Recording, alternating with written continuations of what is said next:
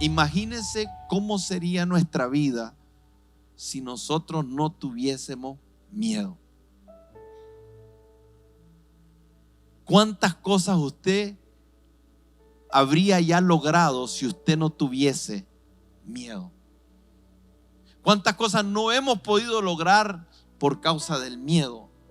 Pero dice que cuando fueron abiertos los ojos, dice, conocieron que estaban desnudos, adquirieron un conocimiento que los llevó a ver algo que nunca habían visto: estar desnudo.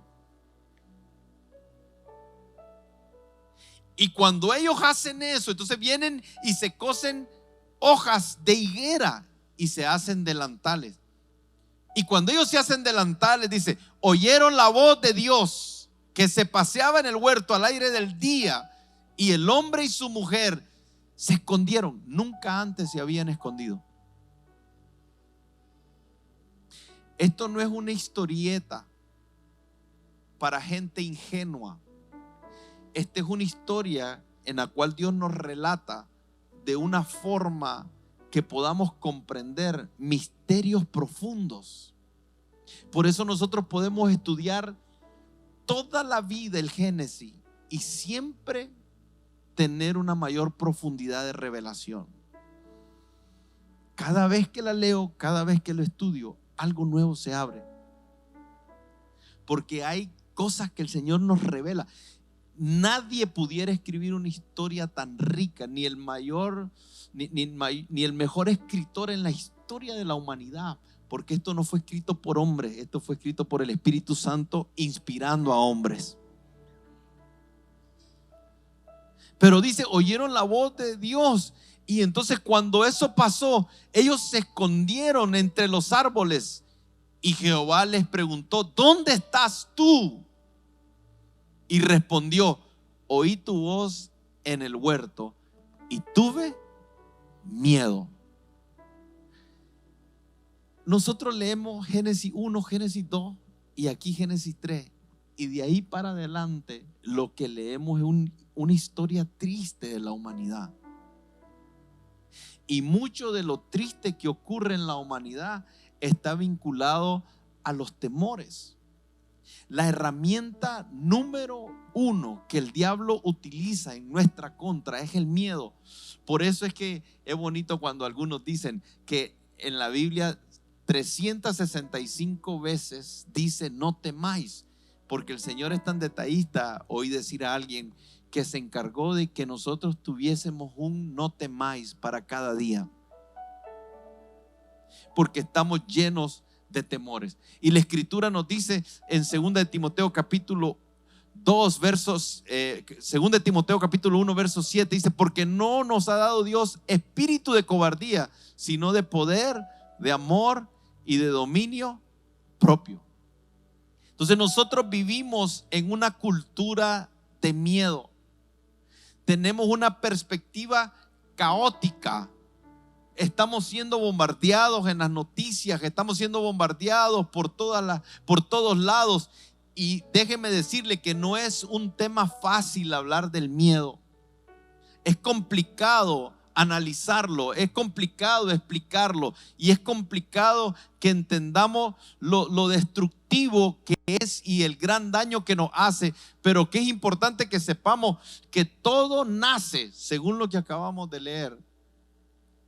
Una persona que está llena de miedo es una persona que no está oyendo las indicaciones de Dios, que no está fluyendo bajo el diseño de Dios, que no entiende quién es en Dios, que no es la escritura lo que define su vida, que no es la mente de Cristo la que la guía.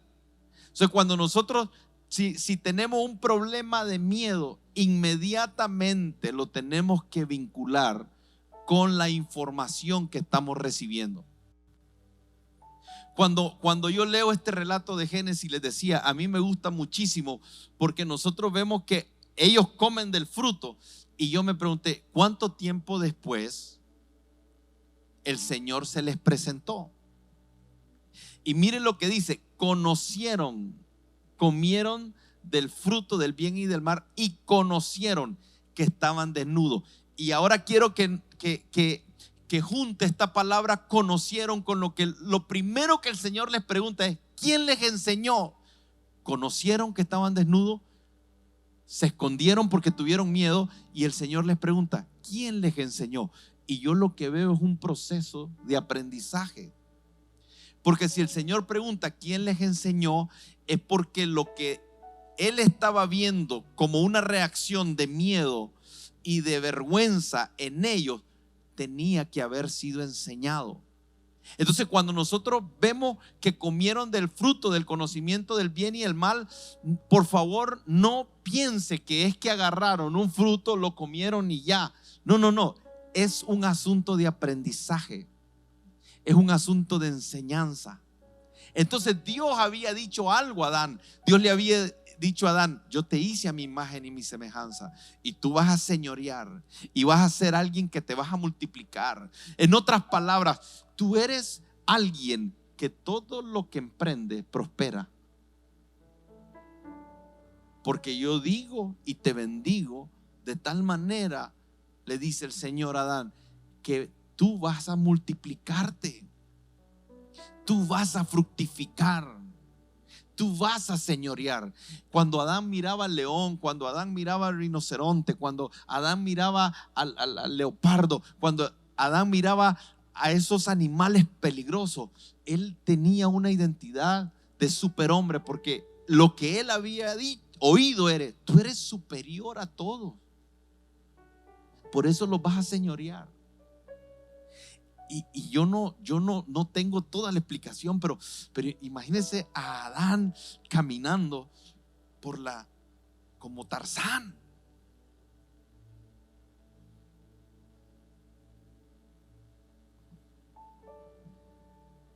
Sin temor.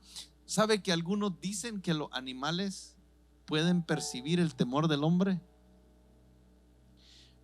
Y creo que tiene que ver con todos los químicos que segregamos. Y los perros saben quiénes tienen miedo, y todos saben quiénes tienen miedo. Y en el reino animal hay todo un lenguaje que se da en el reino animal. Y Adán era un superhombre, y en un instante, por la enseñanza incorrecta, cayó y pasó a ser un temeroso. Quiero definirle rápidamente el temor, y lo voy a es un sentimiento. El temor, aquí, es una perturbación angustiante del estado de ánimo ante una situación de riesgo o daño. Pero escuche esto, que es lo que me llama la atención. Es una angustia que sentimos, pero que puede ser real o imaginaria. Ahora piensa en esto, porque lo que está diciendo es que alguien puede estar lleno de miedo ante algo real o ante algo imaginario. Entonces, el miedo es la creencia de que cosas malas me van a ocurrir y yo no tengo los recursos necesarios para enfrentarlo. Entonces, eso me genera una sensación de alerta, de alarma extrema, que me lleva a tratar de preservar mi sobrevivencia. Entonces me da una conciencia de un peligro, pero ese peligro puede ser real o puede ser imaginario. Y algunos dicen que el 90% de nuestros temores nunca van a acontecer. Pero mucha gente se paralizó por temores irreales, por temores imaginarios. Y por eso es que nosotros lo que vemos es a un Dios que constantemente nos está diciendo: no temas, no temas, no temas. Y miramos a un Dios que va donde un hombre como Gedeón, que está preparándose para recoger lo poco que puede de la cosecha y esconderse en cuevas, porque sabía él por experiencia, por años atrás, que habían vivido momentos donde habían sido robados. Él sabía que eso acontecía todos los años. Cada vez que ellos cosechaban y recogían la cosecha, venían los madianitas y les robaban la cosecha. Gedeón está lleno de miedo por experiencias. Y el Señor le dice: varón valiente y esforzado. Y tiene que entrar en un proceso de cambio del miedo, porque Dios quiere hacer algo con él. Y el miedo es una de las herramientas más poderosas que el diablo utiliza en nuestra contra. El temor. Siguiendo la lógica del concepto que decía el pastor, cuando uno entra en miedo, empiezan a generar ideas desagradables en mí, de tal manera que esas ideas muchas veces no tienen un fundamento lógico, y la gente empieza, no es la gente, ustedes y yo podemos empezar a vivir y entender la vida desde una imagen ilógica, desde una imagen que te dice: estás enfermo. Y cuando te haces examen, y estoy encontrando mucho esto, la gente está yendo al cardiólogo porque tienen taquicardia, dicen ellos. Cuando llegan al cardiólogo y le hacen el examen, no encuentran nada. Y le dice: usted está viviendo un miedo a que le ocurra algo. Y entonces a eso le llamamos ataque de pánico. Qué importante es saber que junto con la emoción del miedo vienen ideas e imágenes irreales, y nosotros empezamos a caminar sobre esa idea e imagen. Ahora, otra cosa que es importante saber aquí del miedo es que el miedo tiene una corta duración, pero cuando ese miedo se instaura en tu cerebro, empieza uno a ver la vida desde esa idea distorsionada que algo malo te va a pasar.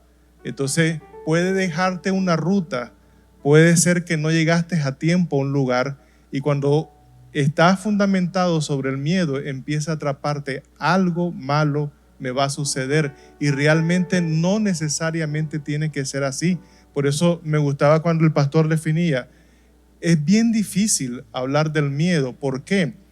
Porque están inmersos en él muchas variables. Dentro de ellas estaba hablando la parte cognitiva, pero también uno empieza a vivir una serie de reacciones psicofisiológicas, le decimos nosotros, que es la respuesta del cuerpo al miedo. Y entonces, cuando empiezan los ataques de pánico, que es algo más profundo, la gente tiene miedo de esas reacciones de tu cuerpo, y entonces cuando siente una sensación, viene el miedo nuevamente a atraparlo a él, y empieza un ciclo que no va a terminar. Y otro componente que es muy importante que la gente experimenta durante el miedo es el comportamiento.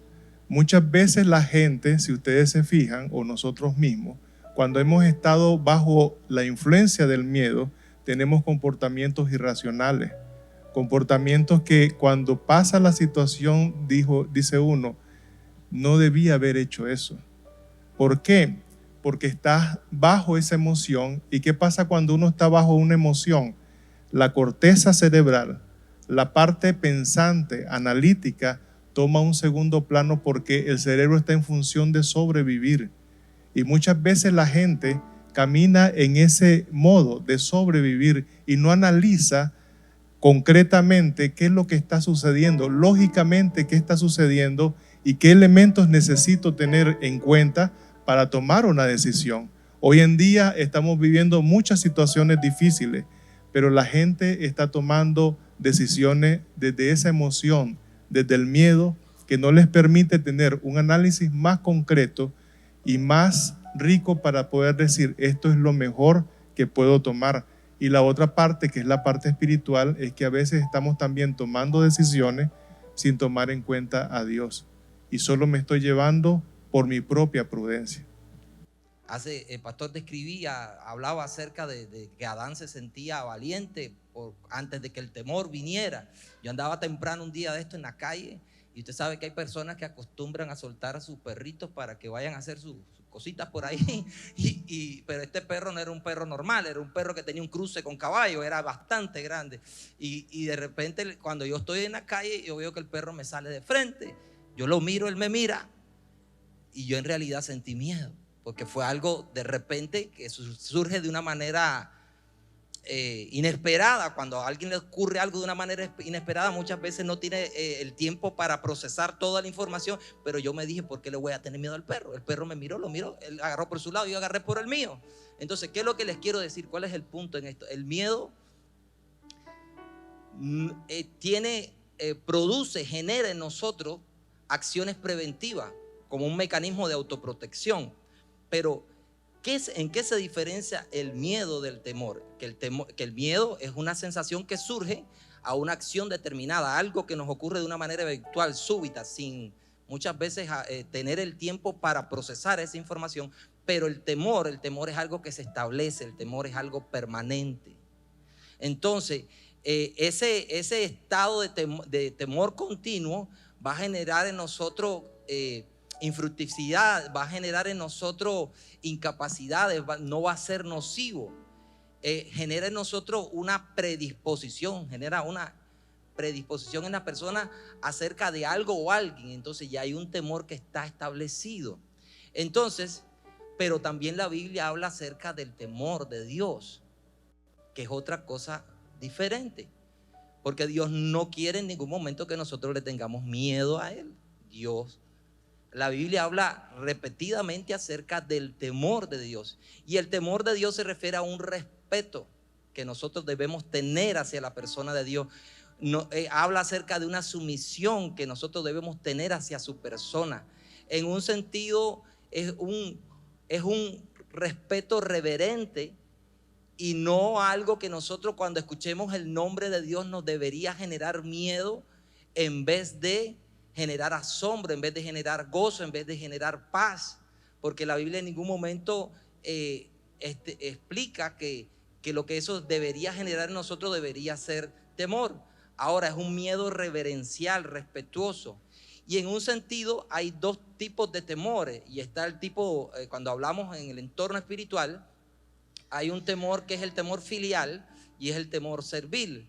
El temor filial es aquel que alguien sabe, que alguien se propone en sí mismo no pecar, porque sabe que eso ofende a Dios. Y ese es un temor que nosotros luchamos para todos los días, con que no querer hacer aquellas cosas con que nosotros sabemos que le desagradan a Dios. Ese es un temor filial. Pero está un temor servil, que es aquellas personas que no pecan o que intentan no pecar por causa de que tienen un temor de que algo malo le ocurra.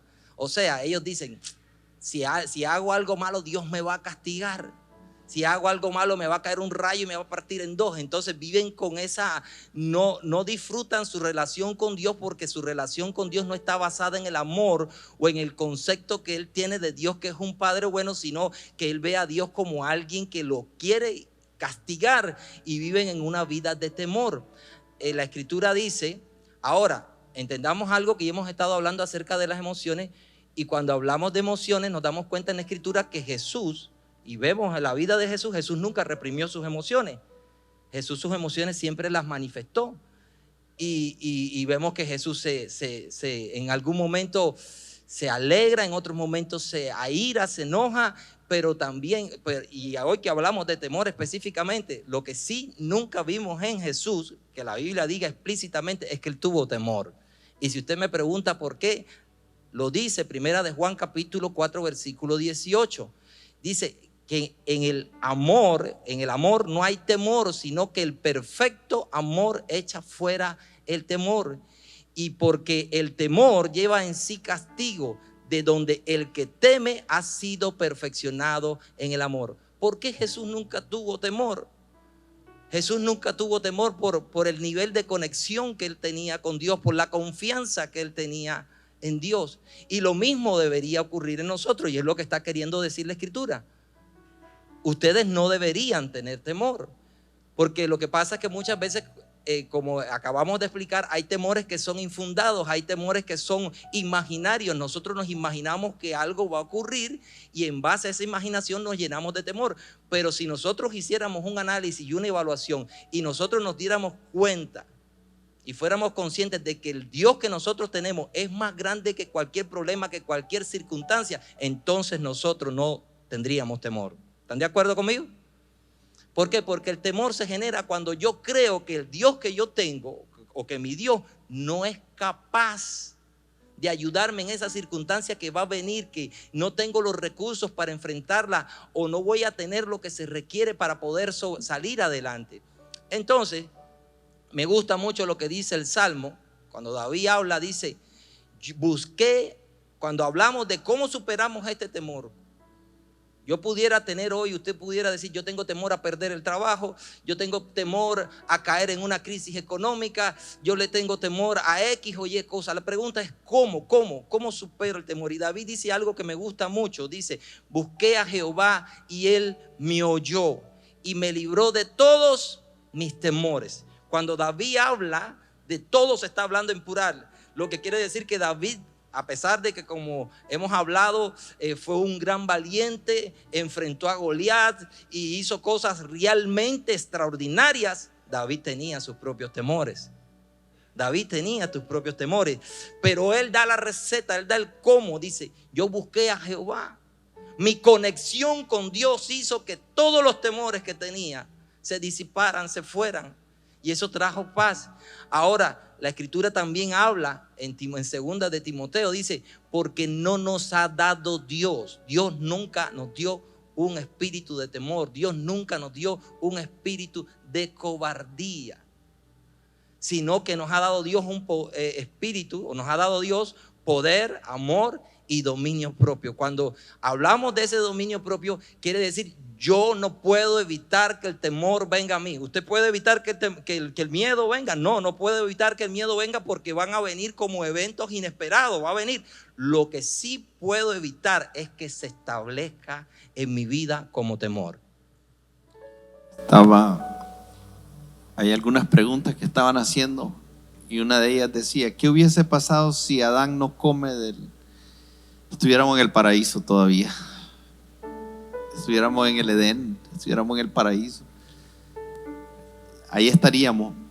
Y la otra cosa, dice alguien, ¿cuál es la diferencia entre el terror y el temor?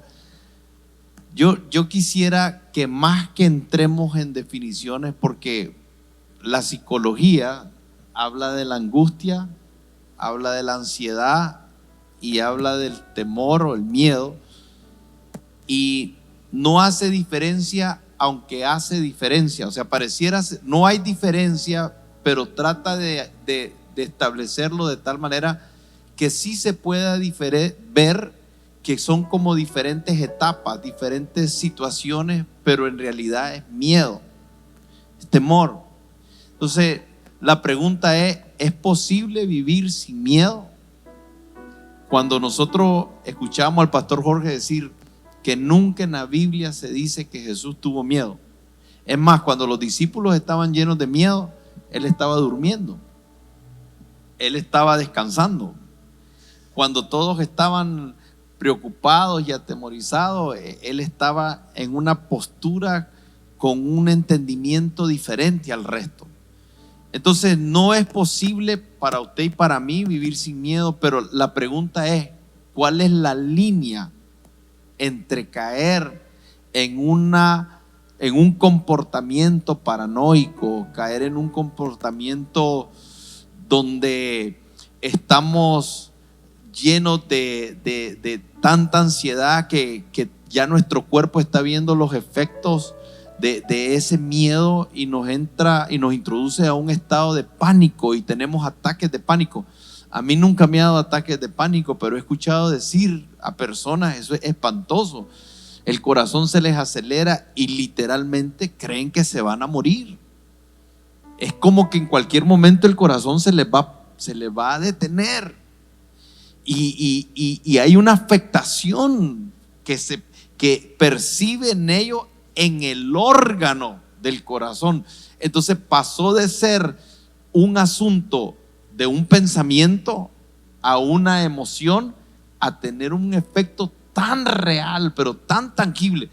Y la Escritura dice que tenemos que tener cuidado para echar fuera todo espíritu de temor. O sea, que hay algo que se mueve en este mundo a través del temor, que hoy más que nunca estamos viendo los efectos en la gente. Y por eso es que los psicólogos antes decían que los niños traían dos tipos de temor. El temor a caerse, esto es teoría de ellos, temor a caerse, y el temor y el miedo a los ruidos. Por eso es que de repente un niño, yo hasta hoy me di cuenta que porque es que los niños lloraban cuando les hablaba, yo pensaba que es que les caía mal. Pero yo llegaba, ¿qué pasó, loco? Y le pegaba un grito y ¡ay! Y no hay niño que yo no lo haya hecho llorar. Claro, porque soy gritón. Entonces los niños no le tienen miedo a eso. Pero después hicieron una encuesta a 500 personas y les preguntaron sobre sus temores y terminaron mencionando 7,000 temores. Entonces hoy hay temor a todo. Hoy hay temor a hacer una publicación y que no te le den like, a enviar un mensaje. Usted no sabe cuánta gente se ofende que manda un mensaje y no le responden y tiene miedo. ¿Será que hice algo malo? Le quiero pedir perdón. ¿Qué pasa? ¿Por qué está pensando de esa manera? Entonces, ¿cómo yo me gustaría explicarle esto? Porque le decía a ellos, no me gusta que digan ansiedad buena y ansiedad mala. No me gusta. Puede que algún psicólogo me quiera explicar su psicología, pero no me gusta. No me gusta que en la iglesia hagamos eso, porque corremos el peligro de que a usted se le establezca un pensamiento de que, bueno, la ansiedad hay buena, temor bueno, el temor es bueno y puede ser malo. Yo no quiero que usted lo vea así, y quiero utilizar un versículo para explicarle cómo nosotros podemos ver lo que la psicología le llama un temor que preserva, un miedo que preserva. Porque dicen, ok, imagínese usted, Jorge, yo no sé qué tan sabio fue al querer retar al perro ese. Porque si él lo miró como caballo, yo lo hubiera visto como elefante por mi tamaño. O sea, si él dice que parecía un caballo, yo creo que le llegaba al pecho. A mí hubiera sido más alto que yo el animal ese. Y le cuento algo. Yo he visto algunos videos donde alguien está peleando con un perro, y no importa que sea pequeño, pelear con un perro es horrible. O sea, ponerle que agarrar de las dos patas, y el perro, ¿qué va a estar haciendo con la cabeza? Queriéndote morder, ¿y vos qué le vas a hacer? O sea, si vos lográs agarrar al perro, si agarrás al perro de las dos patas, que es lo que lo más que lo podés inhabilitar es agarrarlo de las dos patas. Pero al agarrarlo de las dos patas, ese perro tiene un cuello largo. ¿Y cómo lo vas a tener? Y mis brazos que son pequeños. No, ¿cómo luchar con un perro? Ahí solo que le dé. ¿Cómo? Yo no quiero pelear con un perro. No sé qué tan sabio fuiste, hermano. Yo creo que debiste haber salido corriendo. Entonces ahí es donde dice el miedo funcional. Porque el miedo te prepara para enfrentar o para huir. Y se liberan una serie de químicos en tu cuerpo que por eso después terminas temblando. Cuando ya se te pasó todo, comenzás a temblar. Y en algunos casos te das cuenta del error que cometiste. Pusiste en riesgo tu vida y pusiste en riesgo la vida de otras personas sin necesidad. A mí una vez me robaron en el Oriental y me metieron la mano en la bolsa, me sacaron el dinero, y cuando él iba sacando la mano, yo le agarré la mano, y entonces cuando le agarré la mano quedamos así de frente, y entonces yo lo quedé viendo, pero sacó un puñal así, era un yatagán así, y entonces me hace ¡ah! Y yo le hice yo lo solté. Y se me llevó todo el dinero que tenía y esa fue la semana más difícil de mi vida, porque en esa semana se me metieron a robar al carro, se me metieron a robar a las casas y me robaron en el Oriental. Y entonces regresé yo y estaba así diciéndole: Señor, Señor. Bueno, déjenme contarle que cuando el tipo me hace eso, me entró tanto que me fui a montar a mi microbús y lo fui a buscar y le confieso un pecado de la mente. Yo dije: si lo veo, le echo el carro, porque me había dejado sin reales y me habían robado ya 2 veces y era como que andaba una nube negra encima. Por eso es que cuando yo estoy orando hacia afuera en la calle, estoy orando: Señor, ¿qué más me falta? Me robaron. Yo estoy así, decirle: Señor, ¿qué más me puede pasar? Y pasó un zanate y me hizo ¡pop! Y no es broma, es el momento más clave de mi vida, porque en ese momento yo estaba decidiendo: no, yo me voy para Estados Unidos. Y el Espíritu Santo me dijo: no, estoy procesando un ciclo. ¿Se me queda o comienza el ciclo? Yo dije: no me quedo. Otro día le cuento esa parte. Pero la pregunta es: ¿qué miedo? Que no le eché el microbús. No le eché el microbús. Mi esposa está preocupada porque usted quedó creyendo que lo había atropellado. No lo encontré, pero sí le voy a contar. Como yo iba a comprar ahí, yo iba a comprar ahí siempre. Entonces ahora tenía miedo porque lo había visto la cara y sabía quién era. Y pasaba y lo miraba y me daba, y lo volví a ver y no me atrevía a decirle nada porque yo sabía que me iba a meter en problemas. Estoy hablando ahí en el Oriental, pero lo pasaba viendo como decir: ¿sí, quién sos? Y un día se me metió la locura y donde yo estaba andaban unos huelepega. Los monté en el carro y le digo: vamos. Y me los llevé. Y a uno, imagínense, siquiera a uno le decían el mofle, a los solo nombres. Y entonces me los llevé y para que este tipo me viera que yo tenía gente gruesa a mi lado. y me decían los brothers: ¿quién es? ¿Quién es, Arsenio? Decime quién es. Solo les quiero dejar esto, porque más que llamarle miedo bueno y más que llamarle ansiedad buena o algo que te angustia bueno, quiero que lean conmigo rápido, y aquí vamos a terminar en 2 Corintios capítulo 11, el verso 16. Otra vez digo, que nadie me tenga por loco, o de otra manera recibidme como a loco, para que yo también me glorío un poquito. Lo que hablo no lo hablo según el Señor, sino como en locura, dice, con esta confianza de gloriarme. Puesto que muchos se glorían según la carne, también yo me gloriaré. Porque es buena gana toleráis a los necios, siendo vosotros cuerdos. Pues toleráis si algunos os esclaviza, si alguno os devora, si alguno toma lo vuestro, si alguno se enaltece, si alguno os da de bofetadas. Para vergüenza mía lo digo para eso. Déjeme adelantarme, porque él comienza a hablar y dice en el verso 23, y dice: en azotes sin número. Porque aquí es donde él comienza a relatar todas las cosas. Cada vez que lo azotaban lo podían matar. El miedo más grande que el ser humano tiene es el miedo a la muerte. Y mucho de lo que Pablo aquí dice tiene que ver con la muerte. Dice: he sido azotado con vara. Dice: en cárceles, en peligro de muerte muchas veces. De los judíos 5 veces he recibido 40 azotes menos 1. No sé para qué digo menos 1, otro día le digo.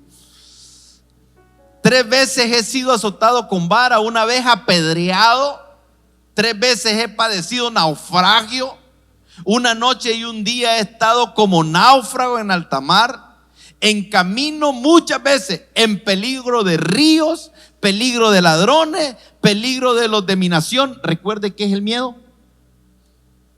El miedo es que hay un peligro y yo no tengo lo que se requiere para enfrentarlo. Entonces él dice: En peligro de mi nación, en peligro de los gentiles, en peligro en la ciudad, peligros en el desierto, peligros en el mar, peligro entre los falsos hermanos, en trabajo, en fatigas y además de otras cosas, lo que sobre mí se agolpa cada día. Escuchen lo que dice. Después que dice todo eso, él dice, hay otra cosa.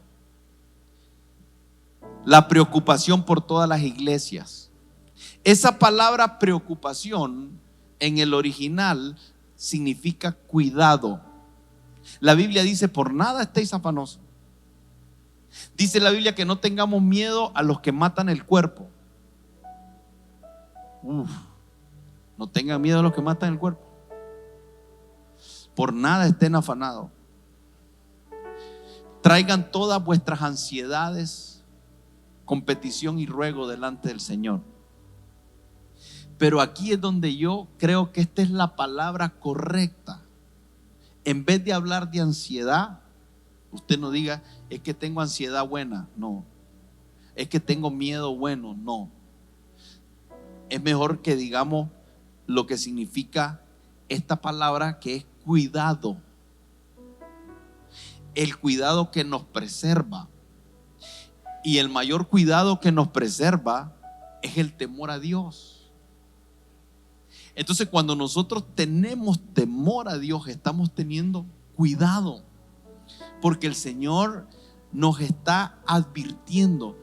Mire, nosotros tenemos que cambiar el concepto de Dios. Tenemos un concepto de Dios como un Dios que quiere castigarnos, un Dios que quiere causarnos daño, un Dios que quiere hacernos la vida difícil, un Dios que nos vendieron esa idea. Dios dice, ve, pero no toca.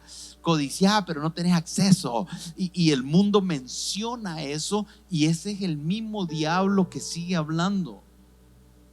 Dios lo que tiene es cuidado de nosotros. Mientras estudiábamos antes de venir aquí, yo les decía a ellos, miren, Adán tenía miedo de Dios. Escuche esto. Adán estaba con miedo y se escondió de Dios. Y que me diga alguien qué fue lo malo que hizo Dios contra Adán. A veces hasta el Génesis lo hemos leído mal, porque Dios no maldice a Adán. Dios no hace nada negativo contra Adán. Es más, lo que Dios hace desde el inicio es vestirlos. Yo no veo, si yo hubiese sido Dios, no existiría la humanidad. Los hubiera consumido a los dos ahí, junto con los que estuvieran vivos al lado de ellos. Y Dios no. Dios da una promesa.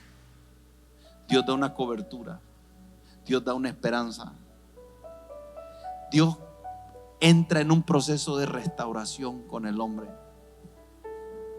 Pero Adán, ¿qué es lo que creía? Lo que mucha gente sigue creyendo hoy. Mucha gente sigue escondiéndose por miedo de Dios, y están enojados con Dios porque creen que Dios es un Dios castigador, un Dios que se ensaña contra sus hijos, un Dios que quiere causarles el mal. Y hay muchas personas que no vienen a Dios por miedo a lo que ellos creen que deben de dejar de hacer, que quieren seguirlo haciendo, porque están engañados creyendo que eso les produce bien y placer, cuando en realidad, si se sientan ellos mismos, llegarían a la conclusión de que están destruyendo su vida y la vida de las personas a su alrededor.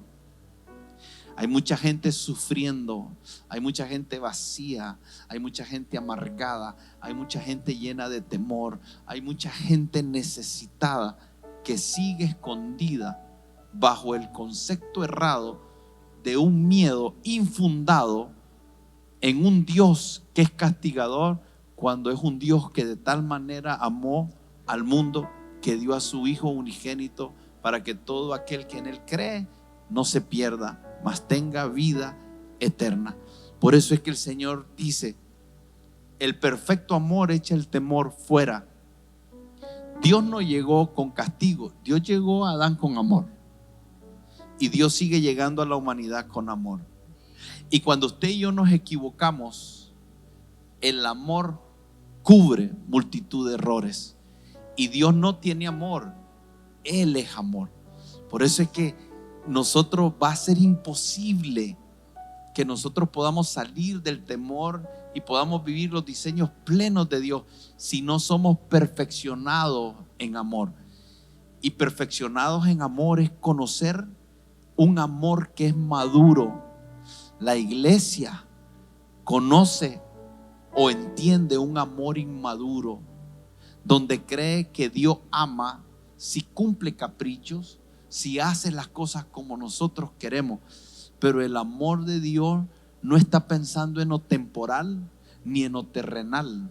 Él está pensando en un amor eterno que podamos vivir plenamente y para siempre con Él, un día que pasemos a su presencia o Cristo venga por nosotros. Por eso es que la iglesia tiene su esperanza en un lugar diferente. Y la Biblia dice: ni la muerte, ni la vida, ni los ángeles, ni los principados, ni las aflicciones, ni la escasez, ni el no tener trabajo, ni las crisis económicas, ni las pandillas, ni las pandemias, ni todo lo que termina en anemia nos podrá separar del amor de Dios. Lo que necesitamos nosotros para poder salir del miedo es comenzar a conocer el amor de Dios. ¿Es fácil? ¿Se alcanzará de un día para otro? No lo creo. Pero si estamos en miedo es porque estamos lejos de Él. Si estás en temor, si tienes temor a la economía, si tienes temor a que estás endeudado y todo lo que viene del temor solo manifiesta que no estás en el perfecto amor. ¿Cuál es la fórmula? Venir a Él, acercarnos a Él. La ansiedad, la angustia, la ira, todas esas cosas en usted y en mí, porque no pretendo que ya lo alcancé todo, son solo la manifestación de cuán cerca o cuán lejos estamos de Él. Y nuestra vida, ¿de qué se trata? De todos los días buscar cómo acercarnos a Él, porque es la única forma que vamos a poder permanecer. Fuera de Él, nada podemos hacer.